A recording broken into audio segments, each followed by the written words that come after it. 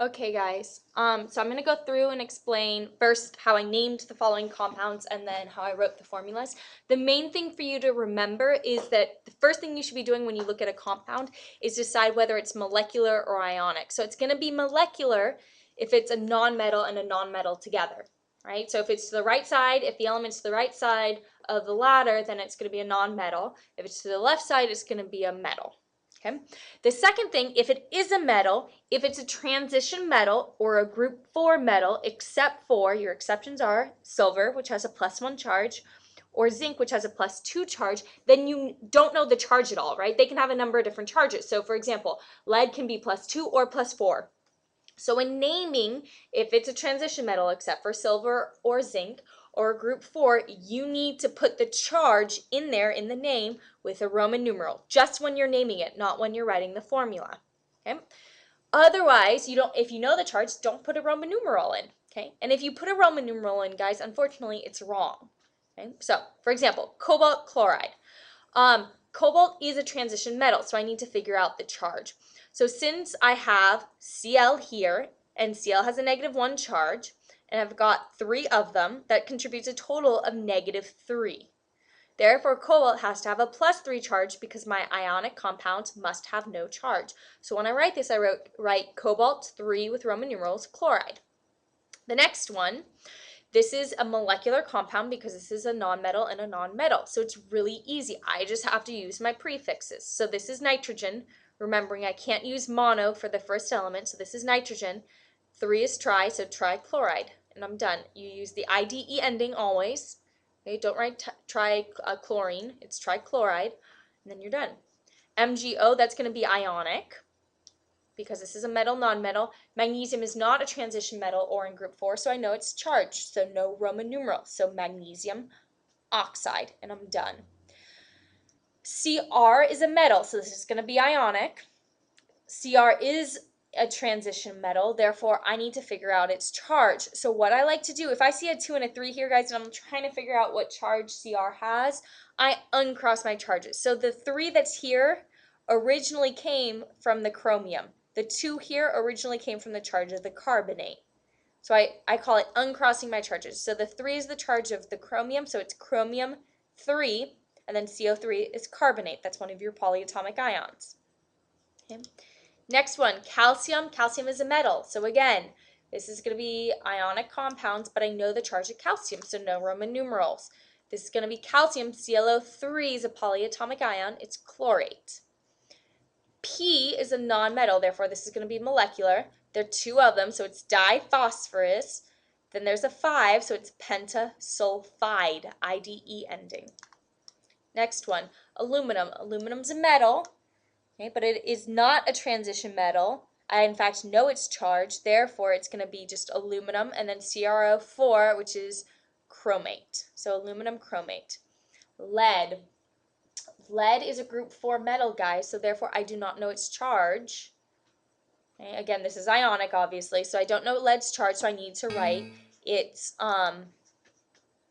charge as a Roman numeral. So here's the thing, a lot of people just wrote lead 2. Be careful. SO3 has a -2 charge, and I have 2 of them. So if it's -2 and I have 2 of them, that's a total of -4, which means to counteract that, lead must have a +4 charge. So it's going to be lead 4, in parentheses, sulfite. And I'm done. Not too bad. Magnesium, this is ionic because this is a metal. I know the charge of magnesium, therefore no Roman numerals. So it's just magnesium nitride. Don't add nitrite, nitrate. That's when I have oxygens and it's a polyatomic ion. Just keep it simple, nitride. Copper, this is a metal, so it's ionic. Copper is a transition metal, therefore I need my Roman numerals again. Again, you can just uncross your charges. So the 2 is the charge of copper, the 3 is the charge of phosphate. So 2 plus is the charge of copper, so copper 2, phosphate, and I'm done. Ag is a metal, so this is ionic. However, though it is a transition metal, I do know its charge. It's one of my 2 exceptions. Silver and zinc are my 2 exceptions. Silver has a +1 charge, so I don't even need to write its charge. I know that. So it's just going to be silver. ClO3 is chlorate. Okay. BrCl, okay, Br is a nonmetal, therefore it's going to be molecular, so it's bromine. Cl, I've got one of them, so it's monochloride.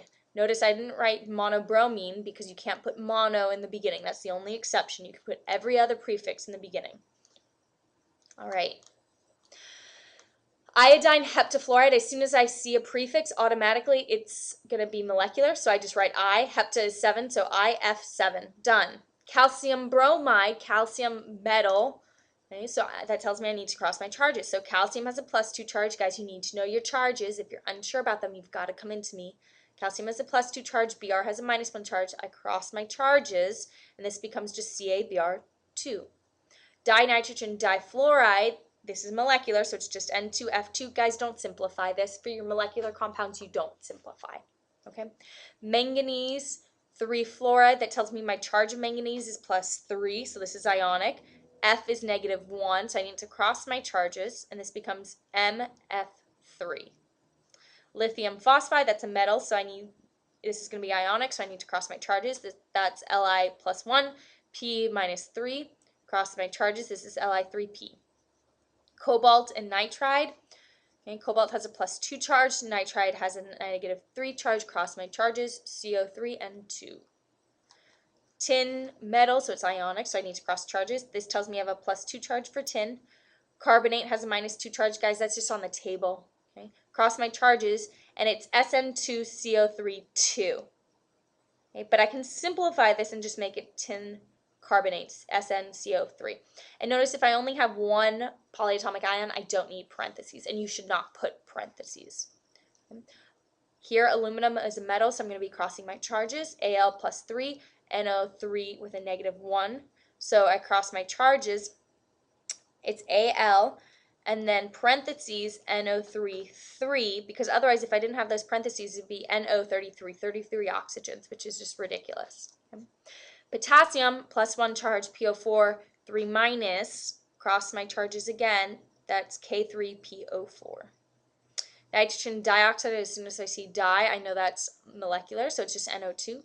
Carbon tetraiodide, carbon, 1 carbon, and 4 iodides. Iodine heptafluoride, okay, IF7, and I'm done.